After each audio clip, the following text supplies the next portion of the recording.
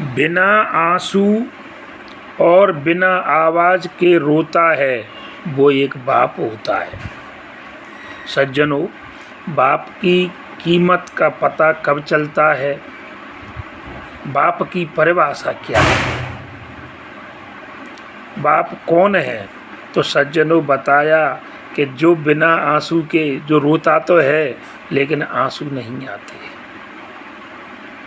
बिना आंसू के और बिना आवाज़ के, आवाज़ भी नहीं निकलती क्योंकि उसे ये पता है कि मेरी आवाज़ अगर रोने की बाहर जाएगी तो लोग मजाक उड़ाएंगे, मेरी बदनामी होगी, मेरे घर की होगी, मेरे बच्चों की होगी।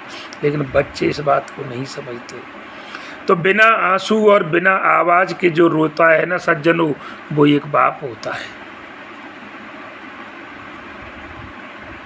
सज्जनों, फिर उसके बाद बताया कि जो हमारे लिए बुरे वक्त से लड़ जाता है ना, जो हमारे लिए बुरे वक्त से लड़ जाता है वह एक बाप होता है। उसके बाद कहा कि जो अपनी इच्छाओं को दफन कर दे, दफन करके हमारी इच्छाओं को पूरी करता है, माने अपनी इच्छाओं को तो अंदर ही अंदर मार लेता है, वो हमारी इच्छाओं को पूरी करता है, वह एक बाप होता है। ये बाप है, अपने लिए लापरवाह हो जाएगा, लेकिन वो कहते हैं कि अपने लिए एकदम लापरवाह लेकिन हमारी बहुत परवाह करता है, वो एक बाप होता है। सज्जनों, ये बाप की परिभाषा मैंने बताई कि माता पिता गुरु, उम्र में बड़े और विद्वान लोगों का हमें हमेशा आदर करना चाहिए, क्योंकि ये सभी हैं, माता है, पिता है, गुरु है, बड़े बूढ़ बुजुर्ग हैं, ये भगवान की साकार प्रतिमाएं हैं।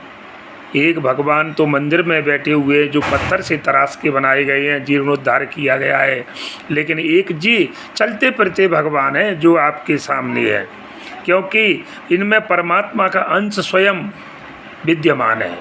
इस बात का संदेश है परमात्मा की तरफ से कि देखिए, भगवान ने कहा है रामचरितमानस में बाबा गोस्वामी जी ने कि ईश्वर अंश जीव अविनाशी, कि जो जीव है वो ईश्वर का अंश है, तो स्वयं ईश्वर ही का है, ईश्वर तो है ही। इसलिए हमें देवी देवताओं की पूजा के साथ साथ, ठीक है हम देवी देवताओं की पूजा तो करते ही हैं, लेकिन हम इन सब को भी जो है उचित सम्मान दें, इनकी आज्ञा का पालन करें, यही परमात्मा का संदेश है। सज्जनों, जय श्री राम, जय हनुमान। यदि आपको ये प्रश्न अच्छा लगे, हमारी बात अच्छी लगे, तो कमेंट में आप जय श्री राम, जय हनुमान लिखें। वीडियो को अधिक से अधिक लोगों तक शेयर करें। धन्यवाद, और फॉलो ज़रूर करें।